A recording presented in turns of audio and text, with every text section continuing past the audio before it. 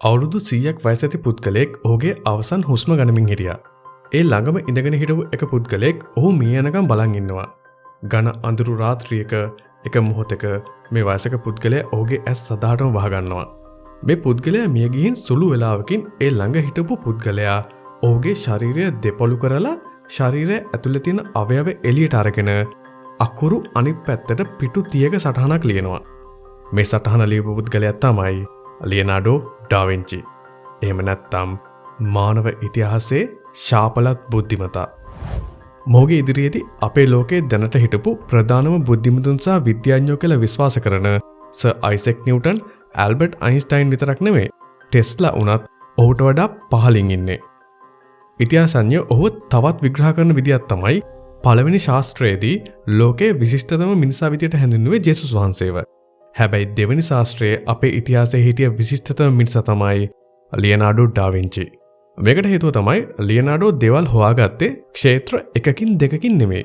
ඔහු ක්ෂේත්‍ර 20කට වඩා ප්‍රවීණයෙක් සහ ඒ එක අංශවල හැංගිලා තියෙන රහස්, හැංගිලා තියෙන දැනුම ඔහු ලෝකයට ඉදිරිපත් කළා.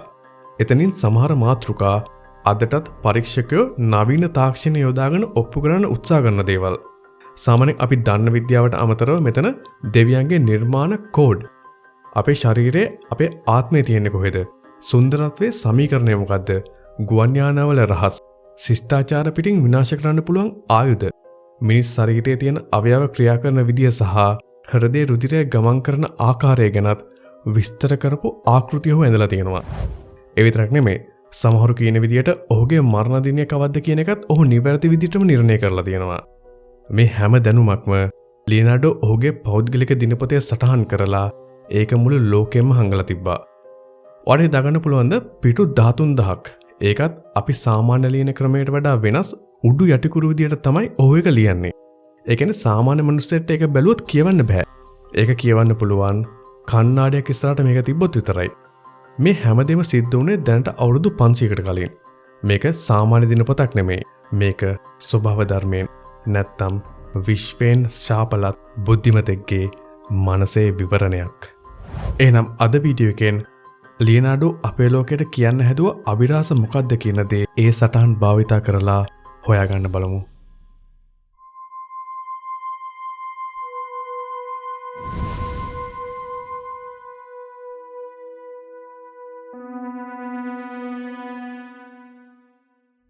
වර්ෂ 1580 ඒ වෙද්දී ලියනාඩෝ මිය ගිහින් අවුරුදු 60ක් ගත වෙලා. ඉතාලියානු චිත්‍ර ශිල්පියෙක් වුණු පොම්පොයි ලියෝනි ඉන්ස්පිරේෂන් එකක් ගන්න කියලා අඩු මුදලට පරණ සටහන් පත්‍රිකා වගේක් මිලදී ගන්නවා.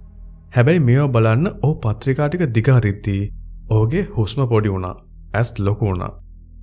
හැම පිටුවකම අක්ෂර ප්‍රතිවිරුද්ධ දිශාවට ලියවිලා තියෙන්නේ. දකුණු පැත්තේ ඉඳන් වම් පැත්තට ලියලා තියෙන්නේ. ඒවා කියවන්න පුළුවන් කණ්ණාඩියක් ඉස්සරහට තියලා විතරයි. මිනිසුන්ගේ අභ්‍යන්තර අවයවවල ඉතාමත් පැහැදිලි විදිහට විස්තර කරපු ආකෘති.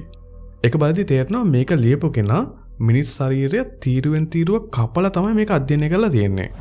ඊට අමතරව විශාල අධිරාජ්‍යයන් පවා විනාශ කරන්න පුළුවන් ඉතාමත් භයානක ආයුධවල සැලැස්මවල්. අවුරුදු 400ක් ඉදිරියට තියෙන තාක්ෂණික උපාංගවල සටහන්. උදාහරණ විදිහට කිව්වොත් හෙලිකොප්ටර්ස්, යාන්ත්‍රික රොබෝවරු, මැෂින් ගන්.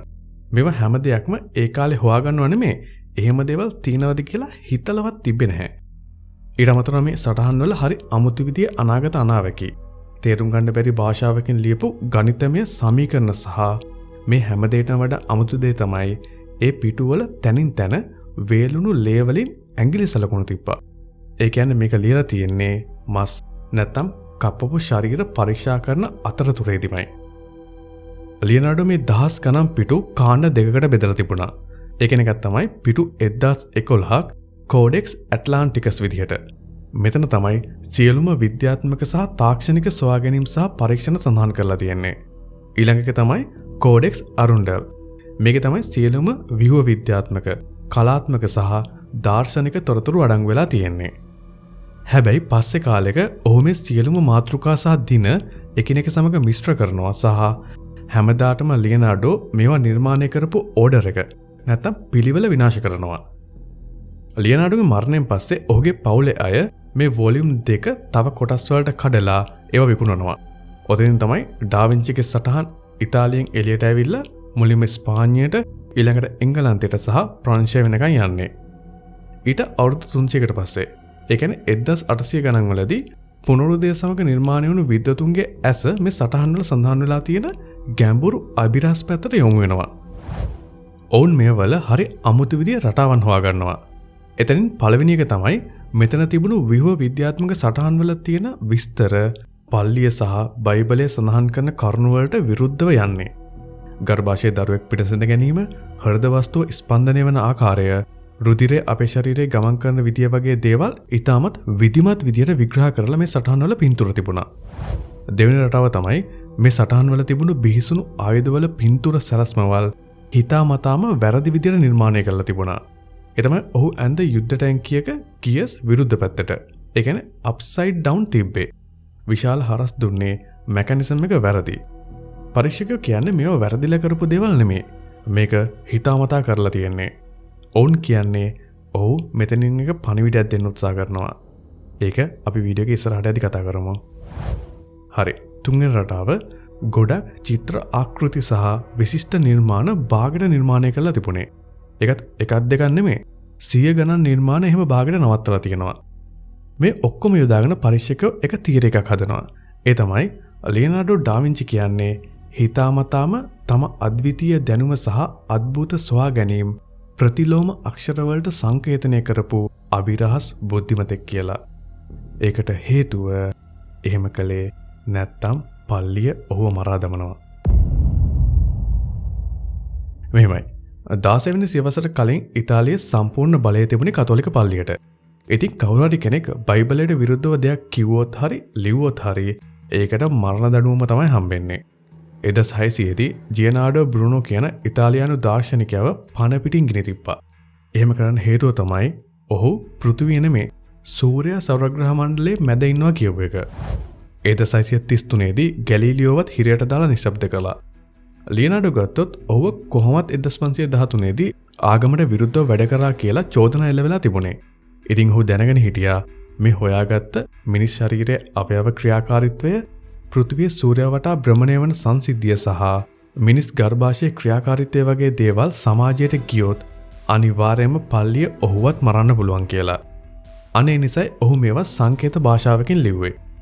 1900 ගණන් වලදී මේ තියරි එක කොච්චර ජනප්‍රිය වුණාද කිව්වොත් මේක සම්බන්ධ කරලා විවිධ විදිය පොත් පවා නිර්මාණය වුණා. Decoding Da Vinci, Secrets of the Code, The Hidden Messages වගේ පොත් විශාල ප්‍රමාණයක් ලියවුණා. හැබැයි මේ හැම පොතකින්ම ඇත්ත කතාවේ භාගයක් තමයි ඉස්සරහට ගෙනල්ලා තිබ්බේ. මේ කතාවේ සම්පූර්ණ ඇත්ත විස්තරය ඊට වඩා ගොඩක් ඉන්ටරෙස්ටිං. ලියනාඩෝ කියන්නේ අවුරුදු 100කට සැරයක් යන බුද්ධිමතෙක් නෙමෙයි. ඔහු අවුරුදු දසදහසකට සැරයක් ලෝකෙට පහළ වෙන බුද්ධිමතෙක්. ඒත් අවසානයේ ඔහුගේ මරණය වෙලාවේදී ලියනාඩෝ ඔහුගේ ජීවිතය විශාල අසාර්ථක ජීවිතයක් විදිහට සඳහන් කරනවා. එහෙනම් මේ වීඩියෝ එකේ ඊතර කොටසෙන් අපි ලියනාඩෝ ඔහුගේ සටහන් වල සඳහන් කරපු ඒ අභිරහස් දැනුම සහ ඒ දැනුම ඔහු හොයාගත්තේ කොහොමද කියන සම්පූර්ණ ඇත්ත කතාව හොයාගෙන යමු.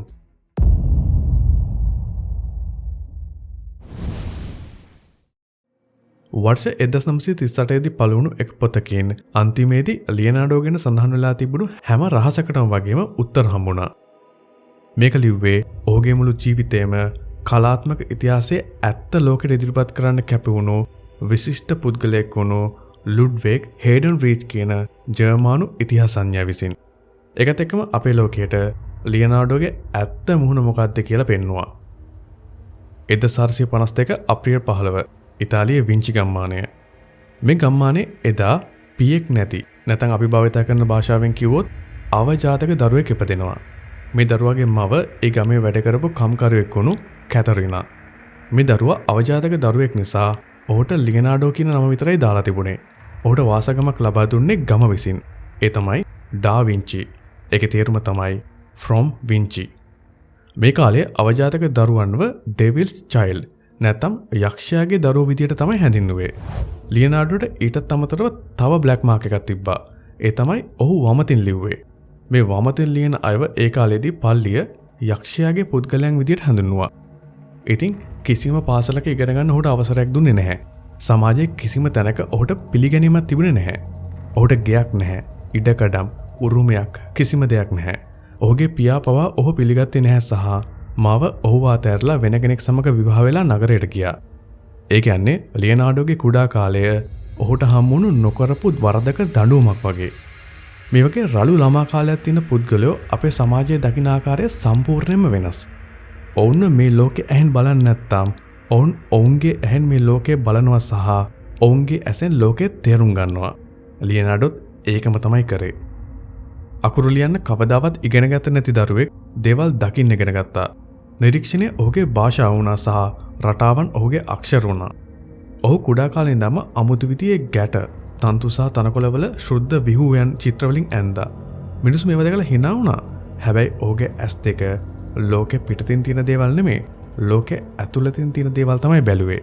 ඒ අභ්‍යන්තරයෙන් පේන රටාවන් සහ අභ්‍යන්තරයෙන් පේන තොරතුරු ඔහු නිරීක්ෂණය කරා. ඔහු අපේ ස්වභාව ධර්මයේ සැඟවිලා තියෙන කෝඩ්ස් සහ ස්වභාව ධර්මයේ භාෂාව නිර්වචනය කරන්න උත්සාහ කරා. මෙතන කලාවක් නෙමෙයි, රටාවන් හඳුනා ගැනීමේ උමතුවක් නිර්මාණය වුණේ. මොහු ඊළඟ දශක කිහිපය පුරාම එක එක පින්සල් පාරවල් පවා අධ්‍යයනය කළ නිර්මාණ කළා. එක දවසක් අවුරුදු 12ක් වයසේද ලියනාඩෝ ඈත තියෙන ගහක් දිහා බලාගෙන හිටියා. එකපාරටම ඔහුට එක සිතුවිල්ලක් ආවා. ඒ තමයි මේ තියෙන ගස් හැම එකකම බඳ කොටසේ විශාලත්වය ඒකෙන් බෙදිලා තියෙන අතුවල විශාලත්වයට සමාන වෙනවා. ඒ වගේම ඒ එක අත්තක විශාලත්වය ඒ අත්තෙන් බෙදිලා තියෙන අණු අතුවල විශාලත්වයට සමාන වෙනවා. මේ නිරීක්ෂණය අද වෙද්දි විද්‍යාවෙන් හඳුන්වන්නේ ලියනාඩෝස් රූල් විදියට. ඒක ශුද්ධ ගණිතමය මූලධර්මයක්. කන්සර්වේෂන් ඔෆ් නෙට්වර්ක් ෆ්ලෝ කියලා තමයි මේක හඳුන්වන්නේ. ගස්වල තියෙනවා යුෂ නැතම් සැප් එක. මේකෙදි පද්ධතියට ඇතුල් වෙන ප්‍රවාහය සෑම විටම ඒකෙන් පිට වෙන ප්‍රවාහයට සමාන වෙනවා. මේ සිද්ධාර්ථයම තමයි අපේ රුධිරය බෙදහරින්නෙත්. නගරවල රථවාහන සැලසුම් ක්‍රියාත්මක කරන්න විතරක් නෙමේ, අන්තර්ජාලයේ දත්ත ඩිස්ට්‍රිබියුෂන් කරන්නෙත් මේ ආකාරයෙන්මයි. අවුරුදු 13ක් වයසේදී ලියනාඩෝ විංචි වලින් ඈත තියෙන කඳු දිහා බලද්දී ඔහු දැක්කේ භූමිය නෙමේ, ඈතින් පේන වර්ණ වෙනස් වීම තමයි පෙනුනේ. ඈත පැහැයන් නිල් පැහැයෙන් ඉඳන් අලු පැහැයට වෙනස් වෙනවා ඔහු දැක්කා. ඒ වගේම ඈත කඳු වෙන්වන දාර බ්ලර් වෙනවා ඔහු දැක්කා. එතනදී ඔහු දෘෂ්ටි විසිරීම ගැන තේරුම් ගත්තා. ඔහුගේ මේ නිරීක්ෂණ එක්ක නවතම න්‍යායක් නිර්මාණය වුණා. ඒක තමයි ඇට්මොස්ෆියරික් පර්ස්පෙක්ටිව්. මෙතනින් පස්සේ මේ මූල ධර්මය නිර්මාණය වන හැම ලෑන්ඩ්ස්කේප් චිත්‍රයකම ප්‍රධාන නීතිය බවට පත් වුණා. ඒ වගේම ඒක මොනාලිසා වගේ ලෝක ප්‍රසිද්ධ චිත්‍රවලටත් යොදාගත්තා. මිනිස්සු දුවන අස්වැයින් සහ සෙල්ලම් කරන පූසන් දිහා බලලා ඒකේ පරිසරයේ සුන්දරත්වය දකිද්දී ලියනාඩෝ ඒකේ ෆෝස් ඩිස්ට්‍රිබියුෂන්, ටෙන්ඩන් එක්ස්ටෙන්ෂන් සහ රොටේෂනල් සිමෙට්‍රි වගේ දේවල් දැක්කා. ඒ කියන්නේ මිනිස්සු ලෝකයේ ලස්සන දකිද්දී ඔහු ඒකේ තියෙන භෞතික විද්‍යාව සහ ජීව විද්‍යාව දැක්කා. අනිත් දේ තමයි මේ හැම දෙයක්ම සිද්ධ වෙන්නේ ගැලීලියෝ සහ නිව්ටන් වගේ විද්‍යා ඉතිහාසය වෙනස් කරපු විද්‍යාඥයෝ බිහි වෙන්නත් කලින්. ඒ කාලේදී මේ දේවල් හඳුන්වන්න නැත්නම් විග්‍රහ කරන්න විද්‍යාවේ නමක්වත් නැහැ.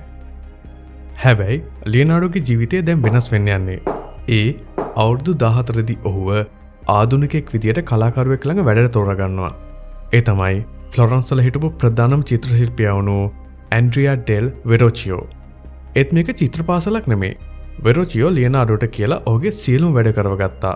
ඇඳුම් හොදනවා, කෑම හදනවා සහ එක තැනකදී ඔහුගේ චිත්‍රවලට පාට මිශ්‍ර කරන්නත් ලියනාඩෝට දෙනවා. එතනින් පස්සේ ටික ටික වෙරෝචියෝ ලියනාඩෝට චිත්‍ර පින්සල භාවිතා කරන විදිය උගන්වනවා. හැබැයි එතනදී ඔහු එක දෙයක් දැනගන්නවා. ඒ මේ දරුවාගේ මොකක් හරි වැරද්දක් තියෙනවා. මොකද හැම වෙලාවෙම ලියනාඩෝ මොකක් හරි වැඩක් ගත්තොත් ඒක බාගෙට නවත්තලා තවත් වැඩකට යනවා. බාගෙට නිර්මාණය කරපු චිත්‍ර ආකෘති ගොඩක් තිබුණා. ලියනාඩෝගේ මනසේ එක පොඩි ප්‍රශ්නයක් තිබුණා. ඒක අපි හැමෝටම තියෙනවා. ඒක නිසා ඔහු ඔහුගේ ජීවිත කාලෙම දුක් විඳා. මේ නිසාම අවසානයේදී ඔහු ජීවිතේ පෙරදුණු මිනිහෙක් කියලා හිතලා තමයි මිය ගියෙත්. මේ පින්තූරය පොඩ්ඩක් බලන්න. මේක තමයි බැප්ටිසම් ඔෆ් ක්‍රයිස්ට්. මේ පින්තූරෙන් පස්සේ ඩා වින්චිගේ ගුරුවරයා වුණු වෙරෝචියෝ ඔහුගේ චිත්‍ර ශිල්පී ජීවිතය නතර කරනවා. එයයි දන්නවද? මේකේ වම් පැත්තේ ලණුවක් අල්ලගෙන ඉන්න ඒන්ජල්ව පේනවද? මෙන්න මේ ඒන්ජල්ව ඇන්දේ ලියනාඩෝ. මේකේ කොච්චර ගැඹුරට හැඟීම් සහ මානයන් විග්‍රහ කරලා තියෙනවද කිව්වොත් වෙරෝචියෝ කිව්වා මට ලැජ්ජයි මේ දරුවා මට වඩා ඉතාමත් උසස් චිත්‍රයක් නිර්මාණය කරපු එකට.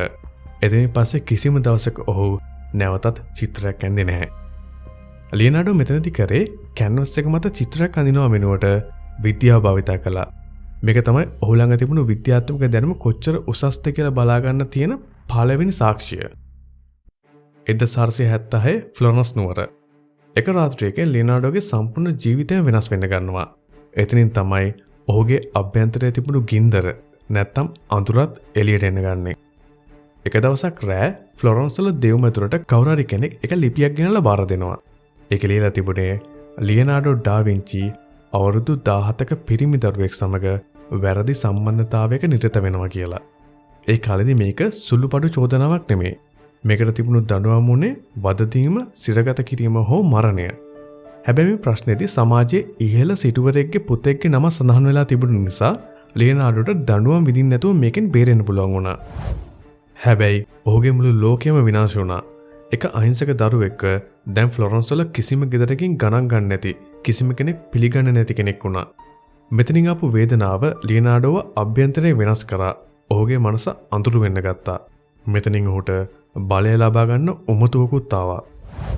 අවුරුදු 4ක් තිස්සේ එක කාමරයක හිර වෙලා ඔහු පරීක්ෂණ කරන්න ගන්නවා.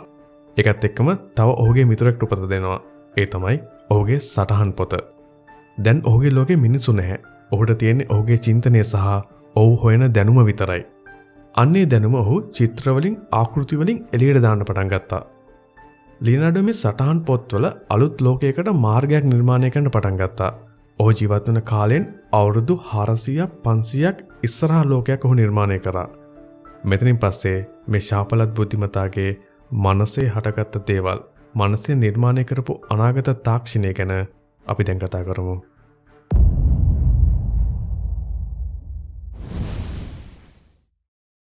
මේ කාමරේ ඉඳන් දේවල් හිතද්දි, පරීක්ෂණ කරද්දි, හොයද්දි ඔහුට ඕන වුණා මේ ලෝකයේ තියෙන ඇත්ත දැනගන්න. ඒ ඇත්ත ඔහු විනෝදාංශයක් විදිහට තමයි මුලින්ම හෙව්වේ. හැබැයි දැන් ඒක ඔහුගේ ජීවිතයේ අරමුණ වුණා. ඒක සම්පූර්ණයෙන්ම ලියනාඩෝව පරිවර්තනය කරා. මේකේ පළවෙනිම දේ තමයි ඔහුට ඕන වුණා ඔහුගේ නැත්ත දැනගන්න. ඒ කියන්නේ මිනිසු ගැන දැනගන්න. මේ සිතුවිල්ලත් එක්ක පොත් කියවලා ඒ වලින් දැනුම අරගෙන 1489 දී මේවට උත්තර හොයන්න නීති විරෝධීව මියගිය සිරුරු ලබා ගන්න පටන් ගත්තා. ඒවා කපලා හිස් කබල දෙබෑ කරලා මෙන්න මේ වගේ තොරතුරු සහ රූප සටහන් ලබා ගත්තා. මේ පින්තූර බලන්න. මේවා දැන් තියෙන MRI යන්ත්‍රයකින් ගත්ත ස්කෑන් රිපෝට් වගේ. හැබැයි MRI මැෂින් නිර්මාණය වෙන්න අවුරුදු 500කට කලින්. මෙතෙන්දී ඩා වින්චි මොලේ හාරලා හිස් කබලේ තියෙන මේ කෂයුතුකා හතරක් චිත්‍රයට නගලා තිබුණා. ඒ කාලේ හිටිය දාර්ශනිකයන් හිතාගෙන හිටියේ ආත්මය, හැඟීම් සහ පරිකල්පනය තමයි මෙතන තියෙන්නේ කියලා. ඒත් අද වෙද්දී අපි දන්නවා ඒක ඇත්ත නෙමෙයි. ඒ අපි දැන් වෙද්දී නව තාක්ෂණය එක දැනගත්ත දේවල් ලියනාඩෝ මේ කිසිම තාක්ෂණයක් එන්න කලිනුත් අවබෝධ කරගත්තා. සාමාන්‍යයෙන් අපි මිනිස්සෙක්ට අනන්තතාවයක් දෙන්නේ ඔහුගේ මුහුණ අනුවයි. ඒකත් ලියනාඩෝ විශ්වාස කරා නිකම්ම නිර්මාණය වුණු දෙයක් නෙමෙයි. මේක සමීකරණයකට අනුව නිර්මාණය වුණු එකක් කියලා. ඕනම සිත් ගන්නසුළු මුහුණක් උඩ ඉඳන් පහළ වෙනකන් එක සමාන කොටස් තුනකට බෙදෙනවා. උඩ නළලේ ඉඳන් ඇහි බම වෙනකන්, ඇහි බමේ ඉඳන් නහය පහළ කොටස සහ නහය පහළ කොටසේ ඉඳන් නිකට වෙනකන්. S2 මැද්දෙන් දෙපැත්තම සමමිතිකයි. ඒ දෙක මැද්දේ කන තියෙනවා. ඒ වගේම මිනිස් ශරීරය අනුපාත පද්ධතියක්. නැත්තම් ජීවමාන සමීකරණයක්. සාමාන්‍ය මිනිස්සෙක් ලස්සන කියන්නේ අපිට ඇහැට පේන හැඟීමක් කියලා ඒක අතාරිනවා. හැබැයි ලියනාඩෝ ඒකෙත් රටාවක් දැක්කා. යථාර්ථයේ මේ ලෝකේ නැත්තම් විශ්වයේ රටාවන් හොයන එක තමයි ඔහුගේ ඔළුවේ තියෙන ප්‍රධානම දේ. ඒ වගේම ඒක නිවැරදි ක්‍රමය කියලා ඔහු ඔප්පු කරලත් පෙන්නුවා. මේ කලාකෘති දෙක ගන්න. මේකේ පළවෙනි එක කරේ ලියනාඩෝ විසින්. අපි හරියට බැලුවොත් අපි ගන්න පින්තූරයක් වගේ එක රියල් වගේ පේනවා. මේ දෙවෙනි එක තමයි සෑන්ඩ්‍රෝ බොටිෂෙලි කියන කලාකරුවා නිර්මාණය කළ කලාකෘතිය. ඒකේ අවුට්ලයින් අපිට පැහැදිලිව පේනවා. ලියනාඩෝ ඔහුගේ පින්තූරවලදී එළිය නැත්තම් ලයිට් එකේ තියෙන ඇත්ත ස්වභාවය තේරුම් ගත්තා. එළිය මගින් කවදාවත් ඒ වගේ රළු දාර නිර්මාණය කරන්නේ නැහැ. ඒකෙන් ස්මූත් ග්‍රේඩියන්ට්, ඒ කියන්නේ සුමට දාර තමයි ලබා දෙන්නේ. බ්‍රයිට් එකේ ඉඳන් ෂැඩෝ එකට යනකම්.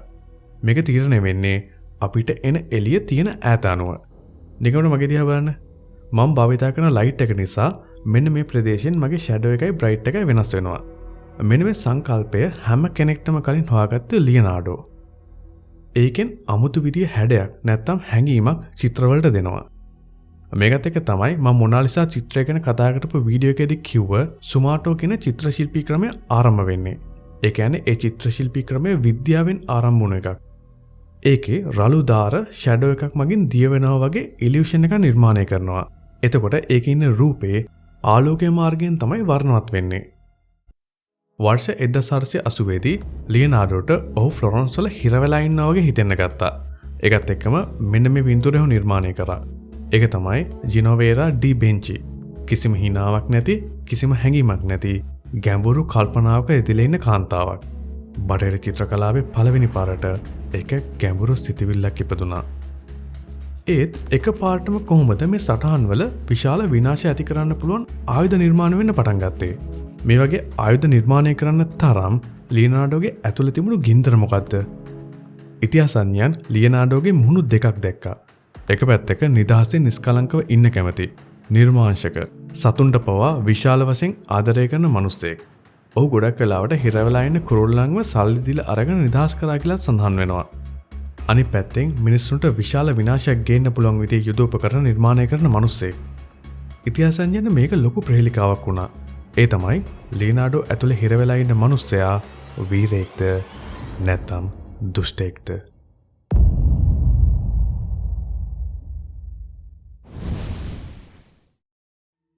1882 ෆ්ලොරන්ස් නගරය. දැන් මේ නගරය ලියනාඩෝට හිරගයක් වගේ හිතෙන්නේ. හිරවීම, මුදල් අංගහිගතා සහ ඔහුගේ නැති වී ගිය ගෞරවය ලියනාඩෝව සම්පූර්ණයෙන්ම වෙනස් කරන තීරණයක් ගන්න අසරණ කරා. ඔහු ඩියුක් ලුඩෝවිකෝ මරියා ෆොරෝසාට ලියුමක් ලියනවා. ඒ ඔහුව මිලාන් වලට ගෙන්න ගන්න විදිහට. හැබැයි මේ ලියුමේ ලියනාඩෝ ඔහුව කලා ශිල්පියෙක් විදිහට නෙමෙයි හඳුන්වන්නේ. ඔහු කියන්නේ මට ආයුධ නිර්මාණය කරන්න පුළුවන් කියලා. I'm a war engineer. මෙතින ඔහු ලියපු ඇත්ත ලියුමේ පරිවර්තනයක්. ඩියුක් කෙනෙක්ට මීට වඩා අවශ්‍ය මොනවද? ඔහු මේ ලියුම පිළිගන්නවා. ඒ වගේම ඩාවින්චිව මිලාන් වලට ඔහු ගෙන්න ගන්නවා. බලය ළඟට එනවත් එක්කම ලියනාඩෝ වෙනස් වෙන්න පටන් ගත්තා. ලෝක අනාගතය වෙනස් කරන්න තාක්ෂණික උපාංග නිර්මාණය කරමින් හිටපු මිනිසා තමන්ගේ මාස්ටර්ස්ලව සතුටු කරන්න බිහිසුණු සැලසුම් කරන්න ගත්තා. මේක බලන්න. මේක තමයි The Great Arbalest. මේක තට්ටු දෙකේ ගොඩනැගිල්ලක් තරම් විශාල ආයුධයක්. මේක භාවිතා කරලා එකපාර කැනන් බෝල්ස් විශාල සංඛ්‍යාවක් සතුරු කණ්ඩායම් වලට එල්ල කරන්න පුළුවන්. කඩු වලින් යුද්ධ කරන්න එන සතුරු කණ්ඩායම් මේක දැක්කම යුද්ධ කරන්න කලින්ම බිය වෙනවා. ඒ කියන්නේ යුද්ධය පටන් ගන්න කලින්ම ඔවුන්ව මානසිකව පරාද කරනවා. ඩාවින්චි ආයුධ නිර්මාණය කරද්දී තාක්ෂණය සමග සයිකොලොජි, ඒ කියන්නේ මානසික විද්‍යාවත් එකතු කරා කියන මේක සාක්ෂියක්. ඔහු කියන්නේ mechanics into psychology equal to maximum impact. ඊළඟට මේ යන්ත්‍රය. මේකේ රිද්ම් එක තමයි ආයුධය. බැරල් 11ක්, rotating rolls 3ක්. ඒ කියන්නේ ගන් ෂොට් 33ක් එක දිගට වදිනවා. යුද්ධයක තියෙන පළවෙනි නීතිය තමයි speed kills. කාලතුවක්කු තියෙන කාලෙක ලියනාඩෝ මැෂින් ගන් එක නිර්මාණය කරලා තියෙනවා. අපේ ලෝකේ ඒක නිර්මාණය කරන්න අවුරුදු 300කට කලින්. මේක තමයි ලියනාඩෝ නිර්මාණය කරපු මවුන්ටන් සයිඩ් චැරියට් එක. මේක මිනිස්සු නෙමේ, භෞතික විද්‍යාව තමයි ඔයා වෙනුවෙන් සටන් කරන්නේ. ඉස්සරහා තියෙන විශාල කැරකෙන බ්ලේඩ් දෙකෙන් කරත්තේ ඉස්සරහට යද්දි සතුරුන්ව කපාගෙන යනවා. මේකේ තියෙන ගණිතය ඉතාමත් ලේසි. Radius of rotation into velocity equal to human destruction. මෙතනදී ඔහු ලියනවා මේ කැරකෙන බ්ලේඩ් මිනිස්සුන්ගේ තිරුව වගේ කපලා දානවා කියලා. හිතන්න පුළුවන්ද එච්චර සංවේදී, සතුන්ට ආදරේ, පරිසරයට ආදරේ පුද්ගලයෙක්ගෙන් ඒ වගේ වචනයේදී ලියනාඩෝ දැන් යුදායුධ නෙමෙයි නිර්මාණය කරන්නේ. ඔහු දැන් ඔහුගේ නැති වෙලා ගිය ගෞරවය තමයි නිර්මාණය කරගන්නේ. ඊළඟට මේ යකඩ ටැංක් එක සම්පූර්ණයෙන්ම කවර වෙලා තියෙන අංශක 360ටම වෙඩි තියන්න පුළුවන් යුද ටැංකියක්. කිසිම කෙනෙක්ට මේක ඇතුළට රිංගන්නත් බෑ. එළියේ ඉන්න කිසිම කෙනෙක්ට මේකෙන් බේරෙන්නත් බෑ. ඒ කාලේ මිනිස්සු අස්සය පිටේ ගිහලා යුද්ධ කරද්දී ලියනාඩෝ යුද්ධය ඔටෝමේටඩ් කරන්න උත්සාහ කරා. මේවත් එක්ක ලියනාඩෝ කියන පුද්ගලයා හොඳ මිනිසෙක්ද නරක මිනිසෙක්ද කියන එක තවත් අවුල් සහගත වෙන්න ගත්තා. ඒකට හේතුව තමයි මෙතනදී ගියර් මැෂින් ඔහුගේ මෙකැනිසම් එකේදී හිතාමතා අනිත් පැත්තට තමයි නිර්මාණය කරලා තියෙන්නේ. සමහර පරීක්ෂකයෝ කියන මෙහෙම කරන්න හේතුව තමයි ඔහුගේ බුද්ධිමත්භාවයත් එක්ක ඔහු නිශ්ශබ්දව ලෝකේ බේරගන්න තමයි මේක කළේ කියලා. ඒ කියන්නේ මේ සැලසුම බලලා වෙන කෙනෙක්ට මේක නිර්මාණය කරන්න ගියොත් අනිවාර්යයෙන්ම උන්ට වරදිනවා. හැබැයි මේවා සනාථ කරන්න කිසිම සාක්ෂියක් නැහැ. ඒත් අපි මේ කතාව ඉස්සරහට තව මේ ගැන හොයාගෙන යමු. මේ තියෙන අපේ ඉතිහාසයේ පළවෙනි ස්ටීම් පවර්ඩ් තර්මෝඩයිනමික් වෙපන් එක නැත්නම් වාෂ්ප බලෙන් ක්‍රියා කරන තාපගතික ආයුධය. වාෂ්ප එන්ජින් හොයාගන්න අවුරුදු 300කට කලින් තමයි ඔහු මේක සැලසුම් කරලා තියෙන්නේ. ඊළඟට මෙන්න මේක නම් අවුරුදු 400කදී කොහොමවත්ම හොයාගන්න විදියක් නැහැ. මේ තමයි ලියනාඩෝස් ලයන්. මේක සම්පූර්ණයෙන්ම මෙකැනිකල් රොබෝ කෙනෙක්. මේකට ඇවිදින්න පුළුවන්, ඔළුව උස්සන්න පුළුවන්, බෙල්ල ඉස්සරහට කරන්න පුළුවන්. ඒක ඔහුගේ ඩූග්ගේ ජයග්‍රහණයෙන් පස්සේ තමන්ගේ මාලිගාවේ ආඩම්බරෙන් තමන්ගේ ජයග්‍රහණය පෙන්වන්න තමයි නිර්මාණය කළේ. කිසිම විද්‍යුතයක් නැහැ, සෙන්සර්ස් මුකුත් නැහැ. ගියර් සහ දුනු වලින් තමයි මේක නිර්මාණය කරන්නේ. ඒ කියන්නේ රොබෝටික් කියන වචනය නිර්මාණය වෙන්න අවුරුදු විශාල සංඛ්‍යාවට කලින් ලියනාඩෝ රොබෝ කෙනෙක්ව හදන්න උත්සාහ කරලා තියෙනවා. හැබැයි මේ කාලෙදී ලියනාඩෝ මෙහෙමත් ලියලා තියෙනවා. ඒ තමයි මට කියන්න බලන්න මම එක වටින දෙයක් හරි කරලා තියෙනවද? මම මගේ කාලේ ඔහේ ගෙවලා දානවා. මේ වගේ විවිධ විදිහේ දේවල් ඔහුගේ සටහන් පොත්වල තැනින් තැන ඔහු සටහන් කරලා තියෙනවා. ඇත්ත කතාව තමයි ලියනාඩෝ හැමදාම එකපාර සටහන් දෙකක් කළා. එකක් ලෝකයේත් එක්ක, අනික ලොකුම සටහන තිබ්බේ ඔහුත් එක්කමයි. ඔහුගේ මනසේ එක ප්‍රශ්නයක් තිබ්බා. ඒ නිසා තමයි ඔහු ජීවිත කාලෙම ඒ ගැන හිතලා විඳවලා අන්තිමේදී ඔහු අසාර්ථක වුණා කියලා හිතලා මේ යන්නේ. හරි. දැන් ලෝකයේත් එක්ක තියෙන යුද්ධය ගැන කතා කරොත් ලියනාඩෝට මේ පොළොව විතරක් මදි වුණා. ඔහු අහස දෙස බැලුවා. පියාඹන එක ඔහුට කොච්චර ගැඹුරු විදියට දැනුණාද කිව්වොත් ඔහු එකතැනක මෙහෙම ලියනවා. ඔයා පියාඹන එකේ රසය දැනගත්තොත් හැමදාටම ඔයා මේ පොළවේ ඇස් ඉහළට තියාගෙන ඇවිදී කියලා. හැබැයි ප්‍රශ්නේ තිබ්බේ හැමෝම කරන වැරද්දක් ලියනාඩෝත් ආරම්භයේදී කළා. ඒ තමයි ඔහු හිතුවා කුරුල්ලෝ පියාඹන්නේ ඔවුන් අත්තඩු ගහන නිසා කියලා. මේ සංකල්පය ඔළුවේ තියාගෙන ඔහුගේ පළවෙනි ෆ්ලයින් මැෂින් එක නිර්මාණය කළා. ඒක තමයි ඔනිත්කොප්ටර්. මේක බත් කූරෙක් වගේ තටු ගහලා ඉහළට යන යානයක්. මේකේ වර්ෂන් ගොඩක් ඔහු හැදුවා. හැබැයි ඒ හැම උත්සාහයක්ම සාර්ථකුනේ නැහැ. ඔහු කුරුල්ලන්ගේ ජීව විද්‍යාව අනුගමනය කරා සහ නිවැරදි විදියට හඳුනගත්තා. හැබැයි පියාඹන භෞතික විද්‍යාව අඳුරගන්නේ නැතුව ඔහුට ඒක කරන්න බෑ. ඒත් අවුරුදු කිහිපයකට පස්සේ ඔහු කොහොම හරි හොයාගත්තා. කොහොමද කුරුල්ලෝ පියාඹන්නේ කියලා. ඒක භාවිතා කරලා මෙන්න මේ ග්ලයිඩ් එකක් වගේ ඩිසයින් එක නිපදවනවා. මේකෙන් අන්තිමට මිනිස්සෙක්ට අහසේ පියාසර කරන්න පුළුවන් වුණා. ඔහු තේරුම් ගත්තා කුරුල්ලෝ අත්තටු ගහන එකෙන් නෙමෙයි, ඒ අත්තටු වල තියෙන වක්‍රාකාර ජ්‍යාමිතික ස්වභාවය වාතයේ කොටස් දෙකකට කඩනවා. යට ප්‍රවේගය අඩුයි, පීඩනය වැඩි. උඩ ප්‍රවේගය වැඩි, පීඩනය අඩුයි. මෙන්න මේ පීඩන වෙනස තමයි ඉහළට බලයක් විදියට ක්‍රියා කරන්න කියලා ඔහු හොයාගත්තා. ඒ කියන්නේ ඔහු එරෝඩයිනමික් වල බර්නියුලි තියරි එක නිර්මාණය වෙන්න අවුරුදු 300කට කලින් තේරුම් අරගෙන තියෙනවා. ඔහුගේ මේ තේරුම් ගැනීම 100% නිවැරදි. විද්‍යාඥයෝ කීප දෙනෙක් ඔහුගේ මේ ඩිසයින් එක නූතන කාලෙදී නිර්මාණය කරනවා. ඒක ලියනාඩෝ සැලසුම් කරා වගේම ක්‍රියා කරනවා. ඊට අමතරව මේ පැරෂුට් එකේ ඩිසයින් එක මේකත් අද කාලෙදී සාර්ථක විදියට අත්දැක බලලා තියෙනවා. අනාගතේ ජීවත් වෙනවා කියන්නේ මෙන්න මේකට තමයි. අද අපි ඉන්න තැන ඉඳන් තමයි ලෝකෙට තේරෙන්නේ ලියනාඩෝ කියපු හැම දෙයක්ම ඇත්ත කියලා. ඒ කියන්නේ ලියනාඩෝ අනාගතේ නිර්මාණය කරලා තිබුණේ. මේ තියෙන්නේ ඔහු කරපු තවත් විශ්වාස කරන්න බැරි නිර්මාණයක්. මේ තියෙන්නේ හෙලිකොප්ටරයක්. විශ්වාස කරන්න පුළුවන්ද? හෙලිකොප්ටර් නිර්මාණය කරන්න අවුරුදු 450කට කලින් ලියනාඩෝ එක නිර්මාණය කරලා තියෙනවා. අදටත් විද්‍යාඥයෝ පුදුම වෙන කාරණයක් තමයි කොහොමද ඔහුට මේ වගේ අදහස් ආවේ? ඔහුගේ සටහන් අනුව සමහර පරීක්ෂකයෝ කියන විදිහට මේ හෙලිකොප්ටරයට අදහස් ඇවිල්ලා දෙන්නේ කොහොමද දන්නවද? ස්ක්‍රූ එකක් ගලවද්දී ඒක කරකවන්න වෙනවා. ඒ කැරකෙවීමත් එක්ක ස්ක්‍රූ එක පෘෂ්ඨයෙන් එළියට එනවා.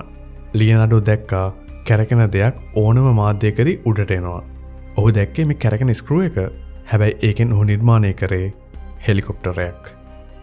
භ්‍රමණ චලනය මගින් ඉහළට බලයක් නිර්මාණය කරනවා කියලා ඔහු හොයාගත්තා. ඒක තමයි අද හෙලිකොප්ටර් වලත් භාවිතා කරන නියමය. ගොඩක් ඉන්ට්‍රස්ටිං දේ තමයි ලියනාඩෝ මුලින්දම අහස මාධ්‍යයක් විදියට තමයි විශ්වාස කරේ. ඒ මාධ්‍ය හරහා බලයකට ගමන් කරන්න පුළුවන්. එක පැත්තකින් ඔහු අහස පියාසර කරන්න තියෙන භෞතික විද්‍යාත්මක නියම හොයනවා.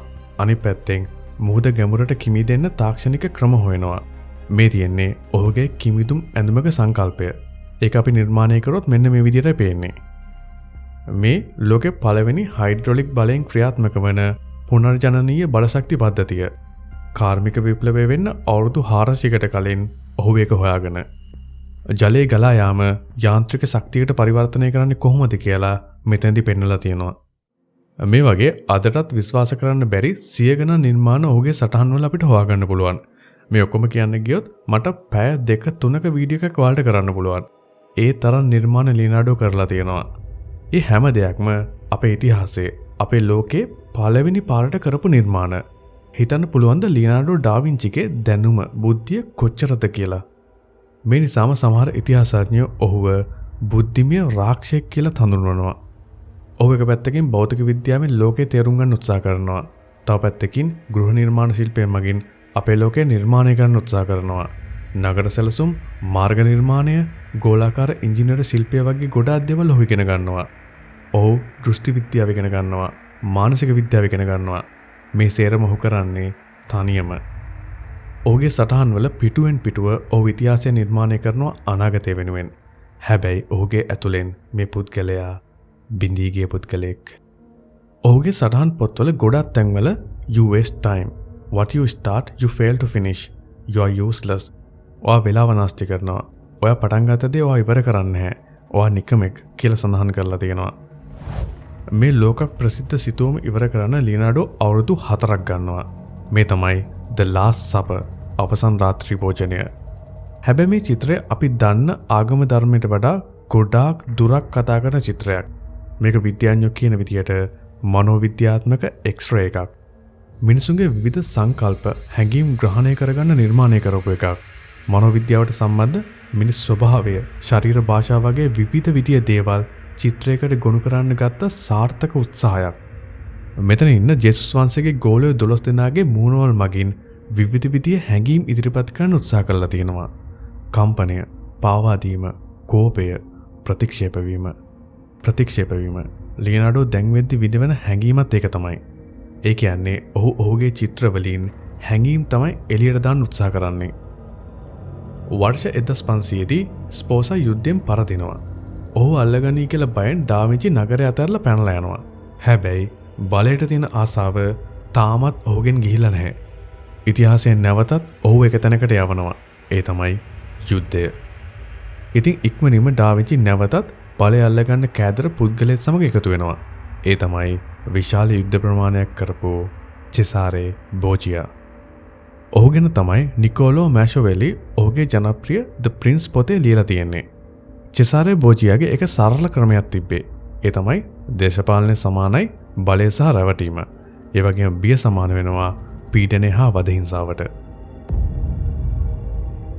මේ හමුදා ජෙනරාල්වරයාට ඩා වින්චි අපේ ඉතිහාසයේ පළවෙනි යුද්ධ චන්ද්‍රිකා සිතියම නිර්මාණය කරලා දෙනවා. යුද්ධ ජයග්‍රහණය කර හැකි ගංගා පාලන පද්ධති, යුද්ධයකදී ඉක්මනින්ම එකලස් කරගන්න පුළුවන් පාලම් නිර්මාණය කරනවා. හැබැයි මෙතනදී එක හොඳ දෙයක් වෙනවා. ඒ තමයි ලියනාඩෝ තේරුම් ගන්න පටන් ගන්නවා ඔහු මේ කරන වැරැද්දේ තියෙන බරපතලකම. ඔහු විනාශකාරී නිර්මාණකරුවෙක් බවට පත් වෙලා කියන දේ. ඔහු තේරුම් ගන්නවා ඔහුගේ අතීතයේ සිදුවුණු තුවාල හංගන්න ඔහු ලෝකයේ ගිනිබත් කරන්න හදනවා කියලා. එතනින් අවුරුද්දකට පස්සේ ඔහු බෝජියාව අතෑරලා ආයෙත් ෆ්ලොරන්ස් වලට එනවා. ඒ ඇවිත් එක ලස්සන, ඒ වගේම අදටත් ලෝකයේ වටිනාම දෙයක් නිර්මාණය කරන්න පටන් ගන්නවා. ඒ තමයි අදටත් ලෝකයේ වටිනාම චිත්‍රය මොනාලිසා. මේක කලාකෘතියකට වඩා එක විද්‍යාත්මක පරීක්ෂණයක්.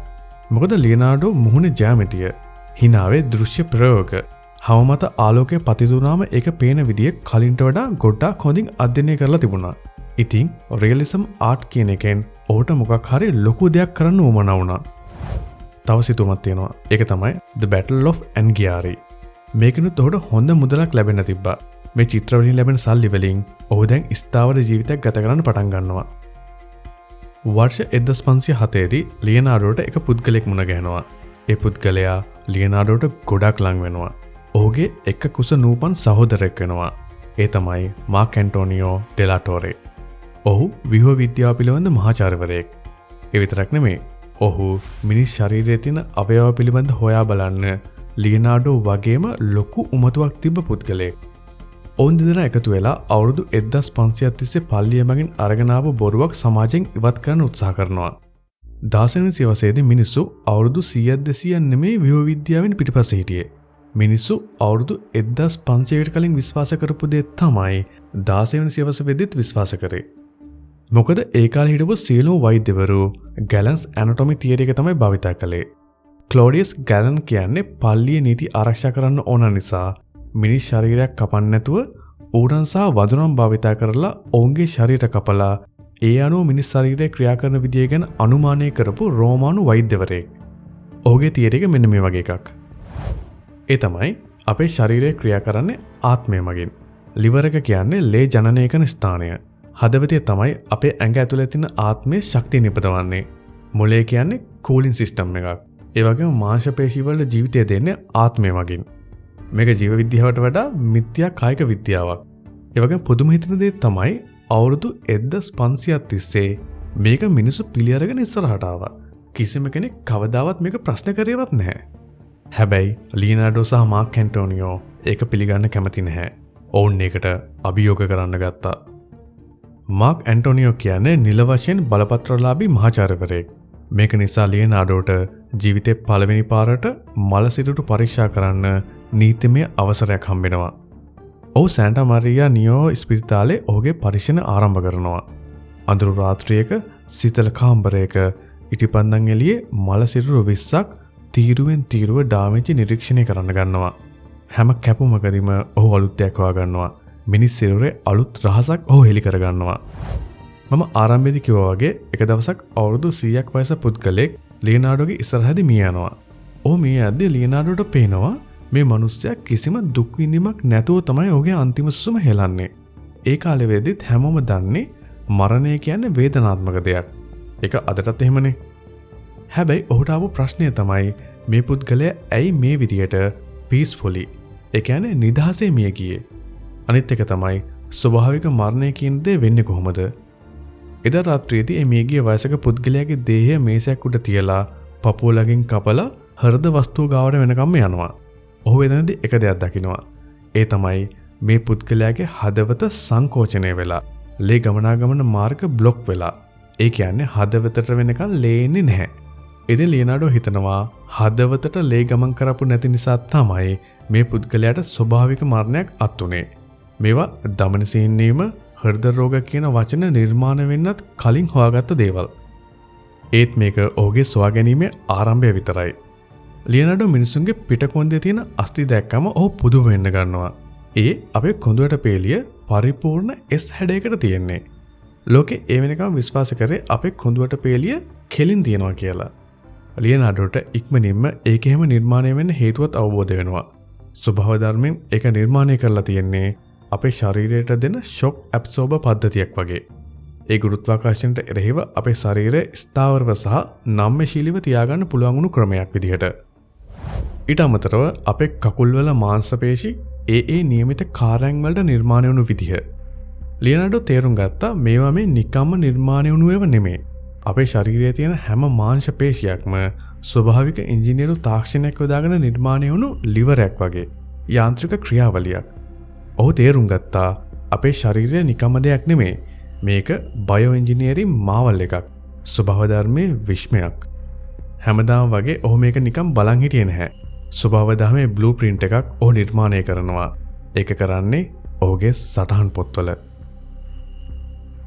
මේ අපේ ශරීරයේ තියෙන සියලුම අභ්‍යන්තර අවයව අතරින් එක අපේ අවයවයක් තිබ්බා ලියනාඩෝට ලොකු හිසරදයක් වුණු. ඒක තමයි මිනිස් හෘද වස්තුව. ඔහුට හොයාගන්න අපහසු වුණු විශාලම රහස තමයි ඒක. ඔහුට හදවතේ ක්‍රියාවලිය කොහොමද සිද්ධ වෙන්නේ කියලා දැනගන්න විශාල උවමනාවක් ආවා. ඉතින් ඒක නිසා ඔහු හරි අමුතු පරීක්ෂණයක් කරා. ඔහු හදවතක් අරගෙන ඒක ඇතුළට වැක්ස් දාලා ඒක සවි වෙන්න දීලා සම්පූර්ණයෙන්ම හෘද වස්තු අයින් කරනවා. ඒකෙන් පරිපූර්ණ අපේ හදවතේ 3D print එකක් ලියනාඩෝට ගන්න පුළුවන් වුණා. ඒකේ කුටියර 4ක්, කර්ණිකා 2ක්, කචේරුකා 2ක්, එක පැත්තට විතරක් ලේ ගමන් කරන කපාට හොයාගන්න පුළුවන් වුණා. එහෙනම් ඉතිහාසයේ පළවෙනි පාරට මිනිස්සෙක් තේරුම් ගත්තා හදවත කියන්නේ ආත්මෙන් ශක්තිය ලබාගෙන ක්‍රියා කරන දෙයක් නෙමෙයි, භෞතික විද්‍යාවේ නියම භාවිතා කරලා ක්‍රියා කරන නිර්වාද්‍ය පොම්පයක් කියලා. හැබැයි මේ පොම්පේ ඔහු ගොඩාක් ගැඹුරු ලක්ෂණයක් දැක්කා. ඒක අවුරුදු 500ක් තිස්සේ වෛද්‍ය විද්‍යාව මගින් නැහැ වැරදි කිව්වා. හිතන්න මම ඔයාලගේ මේ වගේ ප්‍රශ්නයක් අහුවොත් අපේ හදවතට කොහොමද රුධිරය ගමන් කරන්නේ? අපි සාමාන්‍යයෙන් කියන්නේ කෙලින් රේඛාවක රටාවකින් රුධිරය අපේ හදවතට ඇවිල්ලා එතනින් පොම්ප කරලා ශරීරයේ අනිත් තැන් වලට ගමන් කරනවා කියලා. හරියට අපි අපේ ගෙදර පොම්පයක් භාවිතා කරලා ලිඳෙන් වතුර අරගෙන ටැප් වලට යවනවා වගේ. හැබැයි ලියනාඩෝ රටාවන් තමයි අනුගමනය කරේ. අන්න ඒකත් එක්ක ඔහු කිව්වා නැහැ. අපේ හදවතට ලේ ගමන් කරන්නේ සරල රේඛීව නෙමෙයි. ඒක ගමන් කරන්නේ කැරකෙන සර්පිලාකාර රටාවකට කියලා. ඔහු ඒක එක සටහනක ලියලා තියෙනවා. ඒ තමයි motion always follows the form of the vessel containing it. ඔහු තේරුම් ගත්තා හදවතේ ජ්‍යාමිතිය වක්‍රාකාරයි. ඉතින් රුධිරය ගමන් කරද්දී ඒක ස්වභාවිකවම සර්පිලාකාරව කැරකිලා තමයි ගමන් කරන්න ඕනේ. ඒත් හදවතට ඒකේ තියෙන වැදගත්කම මොකද්ද? ඒකේ තියෙන වැදගත්කම තමයි අපේ හදවතේ තියෙන ප්‍රධාන කපාට තත් 3කින් තමයි නිර්මාණය වෙන්නේ. ඒ වගේම ඒවා එක පැත්තකට විතරක් ගමන් කරන දොරවල්. රුධිරය සරල රේඛීව ගමන් කරොත් මේ වැල්ස් හරියට ලොක් වෙන්නේ නැහැ. හැබැයි සර්පිලාකාර වෘත්තාකාර ෆ්ලෝ එකකදී මේ සිද්ධිය නිවැරදි විදියටම වෙනවා. ඒ කියන්නේ රුධිරය ආයෙ පිටිපස්සට යන්නේ නැහැ. ලියනාඩෝ මේක පරීක්ෂණ කරලා ඔප්පු කරලා තිබ්බා. හැබැයි නූතන වෛද්‍ය විද්‍යාවට අවුරුදු 500ක් ගියා මේ ඔහු කියන දේ ඔප්පු කරන්නත්. ගොඩක් වෙලාවට පරීක්ෂකයෝ හිතුවා ඔහුට මෙතෙන්දී වැරදුනා කියලා. ඒත් නූතන තාක්ෂණي හොයාගත්තා ඔහු එතනදිත් හරි. ලියනාඩෝ ස්වභාව ධර්මයේ තියෙන සර්පිලාකාර රටා ගැන විශාල වශයෙන් අවධානය යොමු කරා. ඔහුට ප්‍රබල අදහසක් තිබ්බා මේ සර්පිලාකාර රටා විශ්වයේ ශක්තිය නිර්මාණයට මොකක් හරි සම්බන්ධයක් තියෙනවා කියලා. අනේ නිසයි අපි ස්වභාව ධර්මයේ දකින ගොඩක් ස්ථානවල ඒ පැටර්න් එක ඒ රටාව හොයාගන්න පුළුවන්. සරලව කිව්වොත් මෙතන රටාවන් සංකේතනයෙන් ජ්‍යාමිතික ලොජික් වලින් සහ ජීවසා තරල විද්‍යාව කියන තුන එකතු කරලා ලියනාඩෝව නතර කරන්න බැරි දුරකට අරගෙන ගියා. ඔහු අපේ සෝවාදාමේ රහස් එකින් එක විසඳනවා. මේ සොයා ගැනීමට පස්සේ ලියනාඩෝ දමනිසා ශිරා පිළිබඳ සම්පූර්ණ සිතීමක් නිර්මාණය කරනවා. ඒක කොච්චර ඩීටේල් එක පෙන්වලා තිනවද කියලා මේ පින්තූරේ බැලුවම ඔයාලට තේරෙයි. ඒකත් එක්කම ගර්භාෂයේ කලලේ රූපත් ඔහු තොරතුරු එක්කම මේකට සඳහන් කරනවා. තව අපේ ශරීර අභ්‍යන්තරයේ තියෙන අවයවවල නිකම්ම රූප විතරක් නෙමෙයි. ඒවට සම්බන්ධ ගැඹුරු තොරතුරු විශාල ප්‍රමාණයක් ඔහු මෙතන ලියලා තියෙනවා. සමහර පරීක්ෂකයෝ කියන්නේ හරියට මේක ස්වභාව ධර්මයේ විසින් ස්වභාව ධර්මයේ ඇත්ත බ්ලූප්‍රින්ට් එකක් නිර්මාණය කරනවා වගේ. ඒ මිනිස් ශරීරයේ ජීවන ක්‍රියාවලිය සම්පූර්ණයෙන්ම ලෝකයට පෙන්වලා දෙන්න. මේ කාලය ලියනාඩෝගේ ජීවිතේ ඔහු සතුටින්ම ගත කරපු කාලයක්. ඔහු හොයපු ගොඩාක් ප්‍රශ්නවලට පිළිතුරු ඔහුට ලැබෙන්න ගත්තා. අවුරුදු 4ක් ඇතුළත ලියනාඩෝ සහ මාක් ඇන්ටෝනියෝ පිටු 200කින් සමන්විත සම්පූර්ණ වෛද්‍ය විද්‍යා විශ්ව කෝෂයක් නිර්මාණය කරනවා. මේ පොතට තනියම පුළුවන් එතකොට තිබ්බ වෛද්‍ය විද්‍යාව අවුරුදු 300ක් ඉස්සරහට අරගෙන යන්න. හැබැයි මේක අවසන් වෙන්න ලඟ වෙනවත් එක්කම එක ඛේදවාචකයක් වෙනවා. වර්ෂ 1515 දී ඇති වුණු වසංගතයකින් ඩෙලාටෝරෝ මිය යනවා. ඒකත් එක්කම ලියනාඩෝට රෝහලට යන්න තියෙන අවසරයක් නැතුව යනවා. ඔවුන්ගේ පිටු 200ක වෛද්‍ය විද්‍යාවේ නිදානයක් වුණු සටහන් පොත තවමත් අසම්පූර්ණයි. ඔහුට ඒකත් එක්කම ඔහුගේ ජීවිතයත් අසම්පූර්ණයි වගේ තේරෙන ගන්නවා. ඒත් දෛවය ඔහුට තව එක chance එකක් දෙනවා. ඒ ඔහුගේ අසම්පූර්ණ හීනය සම්පූර්ණ කරගන්න. ඔහුගේ මිතුරා මිය ගිහින් අවුරුදු 2කට පස්සේ, ඒ කියන්නේ වර්ෂ 1513 දී අවුරුදු 61ක් වයසට ලියනාඩෝට රෝමයට එන්න කියනවා. 10 වෙනි ලියෝ පාප්තුමාගේ සහෝදරයා වුණු මෙඩීචි ඔහුට පරීක්ෂණ කරන්න සෑන්ටෝ ස්පිරිටෝ රෝහලේ දොර විවෘත කරනවා. මෙතන සතවර්ෂ ගානක් තිස්සේ ශරීර පරීක්ෂා කරත් කිසිම දවසක ඇත්ත එළුනේ නැහැ. එහෙනම් දැන් ඒ ඇත්ත එළියට ගන්න මිනිසෙක් ඉන්නවා. ලියනාඩෝ. අඳුරු කුටියක මියගේ සිරුරු වලින් එන දරා ගන්න බැරි ගඳ ඉවසගෙන තමන්ගේ පරීක්ෂණ සහ සොයා ගැනීම ඔහු නැවතත් ආරම්භ කරා. ඔහු මෙතනදී ගර්භාෂය ගැන පරීක්ෂා කරන්න ගන්නවා. ඒක මං කලිනුත් කිව්වා වගේ පල්ලියෙන් ප්‍රබල විදියට තහනම් කරුව මාතෘකාවක්. හැබැයි මේ දවස්වල ඔහුගේ මරණයට වඩා මේ ගැන ඇත්ත දැනගන්න බැරි වෙයි කියන එක තමයි ඔහුට තියෙන ලොකුම බය. ඉතින් ලියනාඩෝ ඔහුව ඝාතනය කරයි කියලා බය වෙන්නේ නැහැ. මොන දේ වුණත් ඇත්ත හොයාගන්න ඔහු ලෑස්ති. හැබැයි ඔය අතර හිටියා ඇත්ත දැනගන්න කැමති නැති අඳුරේ ජීවත් වෙන්න කැමති මෝඩ මිනිස්සු. ඒ වගේ දෙන්නෙක් තමයි ජියෝ සහ ජියෝවානි කියන්නේ. ඔවුන් හැමදාම ලියනාඩෝ කරන වැඩ හොරෙන් බලන් ඉඳලා සමාජයට ගිහින් බොරු ප්‍රචාර පතුරවනවා. ඒ තමයි ලියනාඩෝ ඩාර්ක් මැජික් කරනවා.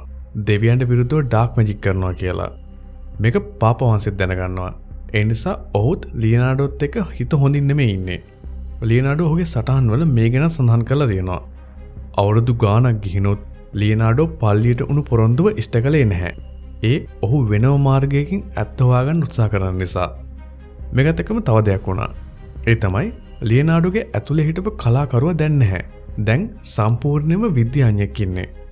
චිත්‍ර අඳින්න ඉඳගත්තත් ඔහුට රසායනික විද්‍යාව පේන්නේ. ඔහු අලුත් වානිෂ් වර්ග නිපදවනවා. මෙන්න මේ වගේ නිපදවපු වානිෂ් එකක් පාපවංශයට හඳුන්වා දෙන්න ගිහින් ඔහු ඒක විහිළුවට ගන්නවා. පාපවංශය හිතනවා මේ පුද්ගලයාගේ කිසිම දෙයක් කරගන්න බැහැ කියලා. ඔහු වැඩකට ඇති කෙනෙක් නෙමෙයි කියනවා. මේ වචන එන්නේ ඒ කාලේ හිටපු ඉහළම පුටුවක හිටපු කෙනෙක්ගෙන්. ඒ නිසා ඒක ලියනාඩෝගේ හිතේ ගැඹුරටම කාවතිනවා. මේකත් එක්ක ඔහු ගොඩාක් මානසිකව වැටුණා. ඔහුගේ මරණාසන්න මොහොතේදී ලියනාඩෝ තමන් අසාර්ථක පුද්ගලයෙක් කියලා හිතන්න මේකත් ලොකු හේතුවක්. ඊළඟට පල්ලියේ ඉන්න වෛද්‍යවරු කරපු චෝදනාවක් නිසා ලියනාඩෝට පල්ලිය රෝහලට ඇතුල් වෙන්න තිබ්බ අවසරයක් නැතුව යනවා. මේ තහනම ඔහුව සම්පූර්ණයෙන්ම විනාශ කරනවා. අපේ ලෝකේ අඳුරු අභිරහස් සැඟවිලා තියෙන රහස් එළියට ගන්න ඔහුට තිබ්බ අන්තිම අවස්ථාවත් එතනින් වැහෙනවා. වර්ෂ 1516 දී ප්‍රංශයේ ෆ්‍රැන්සිස් රජතුමා ලියනාඩෝගේ කලාකෘති දැකලා ඔහුට පැරිසියේ ජීවත් වෙන්න ආරාධනා කරනවා. ලියනාඩෝ ඉතාලිය ඇතැල්ලා යනවා. ඔහු හොයාගත්ත හැම තොරතුරක්ම සඳහන් වෙලා තියෙන ස්වභාව ධර්මයේ හැම නීතියක්ම අවබෝධ කරගත් හැම සටහන් පොතක්ම ඔහු අරගෙන යනවා. 1517 දී ඩාවින්චිට හෘදයාබාධයක් ඇති වෙනවා. මේක නිසා ඔහුගේ දකුණු අත අංශභාගයට ලක් වෙනවා. ලෝක ප්‍රසිද්ධ කලාකෘති කරපු විශිෂ්ටයෙක් දැන් අංශභාගී වෙන්නේ. හැබැයි ඔහුගේ අත මරුණාට ඔහුගේ විශිෂ්ට බුද්ධිය නැති වුණේ නැහැ. ඔහු නැවත දේවල් හොයන්න ගත්තා. වම් අතින් ඒ සියලුම දේවල් සටහන් කරන්න ගත්තා. පරීක්ෂකයෝ කියන්නේ ඒක හරියට යුද්ධ සැබලෙක් තමන්ගේ අන්තිම සුසුම වෙනකම්ම යුද්ධ වදිනවා වගේ. ඊළඟට එන්නේ 1519 මැයි 2 වෙනිදා. අවුරුදු 67ක් වයසට ලියනාඩෝ මරණයට ආසන්න වෙන්නේ. ඔහුගේ ජීවිතෙන් අපේ ලෝකේ දහස් ගණන් ප්‍රශ්නවලට උත්තර හොයලා දුන්නා. හැම හැඟීමක්ම චිත්‍රවලට නැගුවා. හැබැයි මරණ මොහොතේදී ඔහුට එක ප්‍රශ්නයක් සහ එක හැඟීමක් ඉතිරි වුණා. ඔහු මෙහෙම ලියනවා. මම දෙවියන්ව සහ මනුස්සත්වයව කලකිරීමට පත් කළා. මොකද මට කරන්න නියමිත දේ මට අවසන් කරන්න බැරි වුණා. ලොකු පසුතැවීමක්. මේ පසුතැවීම අපේ ලෝකයේ හිටපු විශිෂ්ටතම මිනිසෙක්ගේ ජීවිතයේ අවසාන කාලය විනාශ කරනවා. ඔහුගේ පෞද්ගලික දිනපොතේ අන්තිම පිටුවල මේ විදියට ඉතාමත් දුකින් ඔහු ලියපු දේවල් හොයාගන්න පුළුවන්. කියන්න මම කවදා හරි දෙයක් සම්පූර්ණයෙන්ම ඉවර කරාද? අවුරුදු 400කට පස්සේ අපේ ලෝකය ලියනාඩෝ කියපු දේවල් තේරුම් ගත්තී ඔහු ජීවත් වෙලා දිනලා පැරදිලා නැති වෙලත් ගිහින්. ලියනාඩෝ කළේ එකම එක වැරද්දයි. ඒ තමයි ඔහුගේ වේගය. අපි හෙට අනිද්දා ඊළඟ මාසේ ඊළඟ අවුරුද්ද වෙන දේවල් හිතද්දී ලියනාඩෝ හොයාගෙන තිබුණේ ඔහු දන්නේ නැතුව තව අවුරුදු 500කින් ලෝකය පිළිගන්න දේවල්. අනේ නිසා සමහරුන්ට ඒ කාලේදී ඔහුගේ අදහස් මුලාවක් කියලා හිතුනේ. සමාජයේ තමන්ගේ අනාගතය පිළිගන්න අකමැති වීම තමයි ලියනාඩෝගේ අසාර්ථකත්වය. ඔහුගේ සටහන් පොත් ලෝකයට වඩා තමන් එක්ක සටන් කරපු මිනිසෙක්ගේ එක පාපොච්චාරණයක්. ලියනාඩෝට සිද්ධුණු ලොකුම ඛේදවාචකය ලෝකේ ඔහුගේ දක්ෂතා තේරුම් ගත්තේ නැති එක නෙමෙයි. ඔහු ඔහුගේ දියුණු මනස තේරුම් ගත්තේ නැති එක. අන්න ඒක නිසායි ඔහුට මම කතාව පටන් ගද්දී ශාපලත් බුද්ධිමතා කිව්වේ. සමහර පරීක්ෂකයෝ කියනවා ලියනාඩෝ ADHD. ඒ කියන්නේ Attention Deficit Hyperactive Disorder කියන ලෙඩේ ලක්ෂණ ගොඩාක් පෙන්නලා තියෙනවා. ඒ හැම වෙලාවෙම අවධානය වෙන පැත්තකට යොමු වෙනවා. අධික කුතුහලයක් තියෙනවා. විස්තර කරේ අවධානය යොමු කරනවා වගේ දේවල්. හැබැයි ලියනාඩෝගේ සංජානන හැකියාවන් සාමාන්‍ය ADHD රෝගීන්ට වඩා ඉස්සරහට ගිය දේවල්. අනේ නිසයි තාක්ෂණික දැනුම, විවෘතකරණය, බෞද්ධත්වභාවය, රටාවන් හඳුනා ගැනීම, පද්ධති මානසිකත්වය වගේ ගොඩාක් දේවල් එකට එකතු වෙලා තිබුණේ. ගැඹුරු කුතුහලය ඔහුට මේ ලෝකේ ගැඹුරු දැනුමක් හොයලා දුන්නා. හැබැයි අන්තිමේදී ඔහුට හැඟුණේ ඔහු කිසිම දෙයක් කරේ නැහැ කියලා. ලියනාඩෝගේ මරණයෙන් පස්සේ ඔහුගේ සහායිකා ෆ්‍රැන්සිස්කෝ මෙල්සි ඔහුගේ සටහන් පොත් පරිස්සමෙන් අරන් තියෙනවා. අවුරුදු 252කට පස්සේ මේ සටහන් 1778 දී විලියම් හන්ටර් කියන විද්‍යාඥයා හොයාගන්නවා. ඊට පස්සේ ඔහු නිල වශයෙන් කියනවා සමහර විට ලියනාඩෝ තමයි අපේ ඉතිහාසයේ හිටපු ශ්‍රේෂ්ඨතම ව්‍යුහ විද්‍යාඥයා. එතනින් පස්සේ අද වෙනකම්ම විවිධ අවස්ථාවලදී ලියනාඩෝ හොයාගත්ත දේවල් නවීන විද්‍යාව මගින් සනාථ කළා. ඒ කියන්නේ අවුරුදු 500කට කලින් හිටිය එක මිනිස්සෙක් අද අපි සුපිරි පරිගණක වලින් හොයාගන්න පුළුවන් දේවල් තමන්ගේ S2 අධ්‍යයනය කරලා අන්තිම දශමයට නිවැරදිව සඳහන් කරලා තියෙනවා. හිතන්න මේකෙන් ගන්න පුළුවන් තව ලොකු පාඩමක් තියෙනවා. අපි සමහර වෙලාවට සමහර මිනිසුන්ගේ අදහස් වලට hina වෙනවා. එහෙම නැත්නම් කෙනෙක්ට අදහසක් ආවොත් ඒකට මිනිස්සු hina වෙයි කියලා බය වෙනවා. හැබැයි ලියනාඩෝ අපිට නොදැනුවත්වම කියලා දුන්නේ ඔයාගේ චේතනාව පිරිසිදු නම් ඔයාට ඇත්තටම මේ ලෝකේ හැංගිලා තියෙන රහස් දැනගන්න ඕනේ නම් අද නැතත් කවදා හරි දවසක ඔයා විශිෂ්ටයෙක් කියලා ඔයාගේ අදහස් විශිෂ්ටයි කියලා මේ ලෝකෙ පිළිගන්නේ.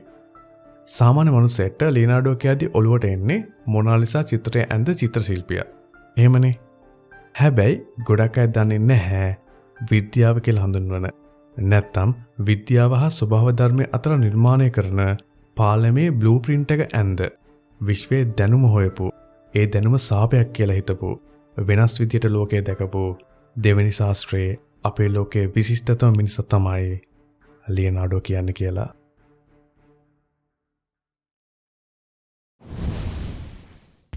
ගොඩක් ස්තුතියි අදත් අපේ කතාවේ ඉවරනකම් හිටියට. මේ වගේ අපේ ලෝකේ වෙනස් කරන්න උත්සාහ කරපු තවත් විශිෂ්ට පුද්ගලයෝ ගැන වීඩියෝ අරගෙන එන්න ඕන නම් අනිවාර්යයෙන්ම කමෙන්ට් එකකින් කියන්න. මේ වීඩියෝ එකට කැමති නම් මේකට ලයික් එකක් දාන්නත් අපිත් එක්ක එකතු වෙලා ඉන්න channel එක subscribe කරන්නත් අමතක කරන්න එපා. එහෙනම් ඉක්මනින්ම හම්බෙමු. පරිස්සමෙන් ඉන්න.